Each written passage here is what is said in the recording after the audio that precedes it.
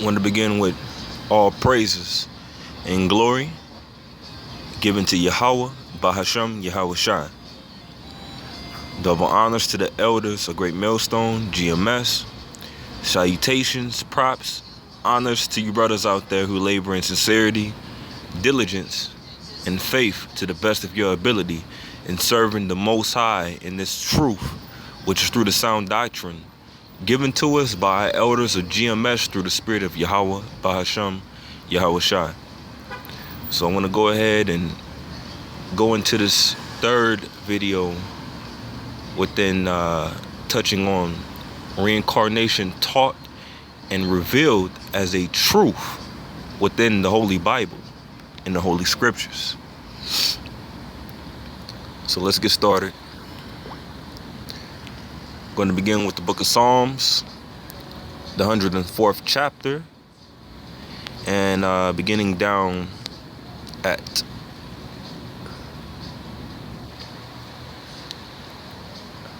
I'm going to begin at the 27th verse. Psalms, the 104th chapter, verse 27. These wait all upon thee, that thou mayest give them their meat in due season. And these can be referring to the elect of the Most High, the 144,000. Because who's going to receive their meat, their reward, their meal at the end of the day is Israel, beginning with the elect, 144,000. All right, they're the deluxe ones. The Most High has very keen sight on his most beloved ones, beginning with Yahweh Shai. All right, and the meat that's going to come in due season is going to be the blessing for the kingdom of heaven to the elect. And there is also going to be a meat in due season unto the wicked, which begins with Esau, which is the so-called white Caucasian race, on down to the 2/3 of Israelites. All right, the Negroes, Latinos, Native Americans, which are the real Israelites pursuant to the Holy Scriptures, and even the confusion of face Israelites scattered abroad among all ethnicities of the earth that appear as all ethnicities of the earth, but they're really not. You go down into their spirits, their soul, and even their interior genetics. Not the phenotype, which is the outward appearance, but the genotype. All right? But that's a whole nother topic. Let's continue. Psalms 104, verse 28. That thou givest them, they gather. Thou openest thy hand, they are filled with good. Verse 29. Thou hidest thy face, they are troubled. When the Most High takes away his face, his consideration, his care for whoever he's looking over and after, they're what? They're troubled. Why? You have a colon right there, so this details why. Thou takest away their breath, they die. And that's plain right there, man. When the Most High is not dealing with you, he has no concern. He's not watching over you. All right? Then basically it's a great line that you could receive judgment even unto death. So when it says, and return to their dust. Verse 30, thou sendest forth thy spirit, they are created, and thou renewest the face of the earth. And the earth, another word for earth can be a reference to the word soil, all right? You know, like so-called dirt, the ground. Now, why does it says right here, renewest the face of the earth? When you read Genesis, you read into the book of Genesis, it tells you that man is created from what? From Adama, the soil, the earth, the ground. Man is created from the ground, so man consists of the same elements, the mineral forces that you find inside soil, inside of the ground. That's why when you look at humans, or even the word human, the word hue goes back to the Latin word humus, which means of the soil of the earth, brown, and man in human goes back to the word manus, which means to be of the mankind species. Okay? So The face of the ground is not renewed again. The soil is always going to be here, man. Where is that referred to? Why did it talk about renews the face of the earth?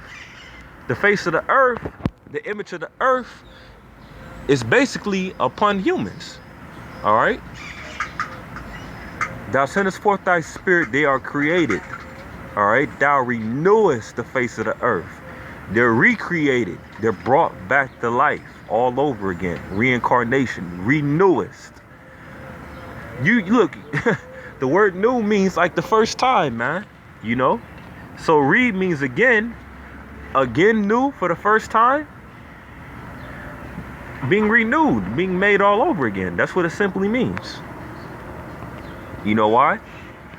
Verse 31. The glory of Yahweh, the Lord, shall endure forever. Yahweh, the Lord, shall rejoice in his works. And that's why the elect is going to receive good meat in due season, because the Most High is given a reason for him to be glorified. That's the meaning of life, man. And that's the only purpose, the only reason why we truly exist is to glorify Yahweh Bahashem Yahweh Shai. So therefore he gives us blessings. He does this for us. He does that for us, like he did for our forefathers coming out of Egypt, even giving us the land, giving us children, giving us all type of plentiful things, nice clothes, clothing, woman. We had all that in the ancient world, man. And Jay got a little bit of that today, in wickedness though, that is. But we had it all in righteousness back in the past. And what is our requirement to do for the Most High giving that unto us? To give him praise and glory. And to basically keep his commandments so we can shine, which also gives him praise and glory. All right? So the glory of the Lord shall endure forever. How can the glory not endure if mankind is gone? Beginning with Israel.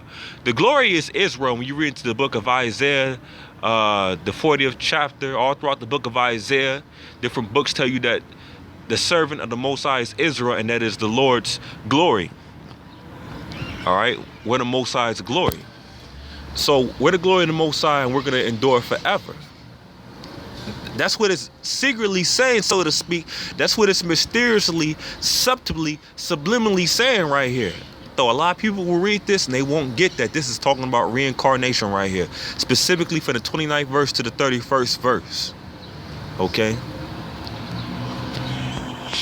So this is the book of Ecclesiastes, the 3rd chapter, verse 21. Who knoweth the spirit of man that goeth upward, and the spirit of the beast that goeth downward to the earth? The spirit of man goes upward. Once a man dies, his spirit goes upward to the Most High. Not to an altar dimension where you burn in everlasting hellfire. That's all BS made from the Greeks, the pagan Greeks, and it was adopted by the Roman Catholic Church, who instituted a lot of pagan philosophies and principle BS understandings. They implemented that into basically the Roman Catholic Church. Wicked understanding, falsified understanding, ass backward understanding of the Holy Scriptures. Okay? So this is the book of Ecclesiastes, the 12th chapter, beginning at the 7th verse, or just rather really reading the 7th verse. It says, then shall the dust, all right, because what it's saying in the book of Genesis, chapter 2, verse 7, that man is created from the dust, the soil of the earth. Then shall the dust return to the earth as it was, and the spirit shall return unto Yahweh, the Most High power, who gave it. Okay? So when you die, you don't go into what is that called within the pagan Greek philosophy? You don't go into damn, man, I used to remember that word so good a couple of years back. You don't go into purgatory, okay? Purgatory, like you go into a spiritual location where you're waiting on the last day to come, and then all the souls supposedly die or whatever. Pretty much they're at the judgment seat of the Most High in a purgatory location, like a in-between dimension realm, a spiritual realm between our world between heaven and between hell. Nah, that's BS, man. You don't have a dimension where you have nothing but fire in it and you just burn up forever, man. You receive your judgment. It plays out here on earth. And when you die, if you sin in this lifetime, you come back 3 to 4 generations later, like I did in the last breakdown lesson, and you serve your judgment. Whether you're born blind, whether you're born maimed, malformed, whether you're born, like crippled, okay, malformed, whether you're born without the capability to hear, just like you can't see, whether you're born to not be up there all the way. Like I got a so-called cousin, man, and he has a mindset of, I think he's 30 years old, but he always, and permanently on this side, in this row, is always going to have a mindset of a 10-year-old, I would say a 12-year-old down to a 3-4-year-old. And that's what he was diagnosed with, having the mindset of by the doctors, because the Most High cursed him, man. He cursed my cousin to be born all messed up like that, So the Most High, he judges you every 3 to 4 generations. When you die and when you come back, when you die and when you come back, you serve your judgment then. But when you die, your spirit goes up to the one who gave your spirit. It goes to the Most High. This is the book of Psalms, the 16th chapter, verse 10.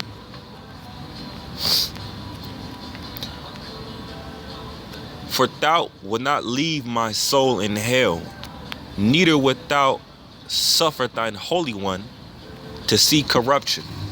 This was prophetic of Yahushua, the anointed Savior, who were ignorantly called Jesus Christ, a so-called black man, who is a so-called black man.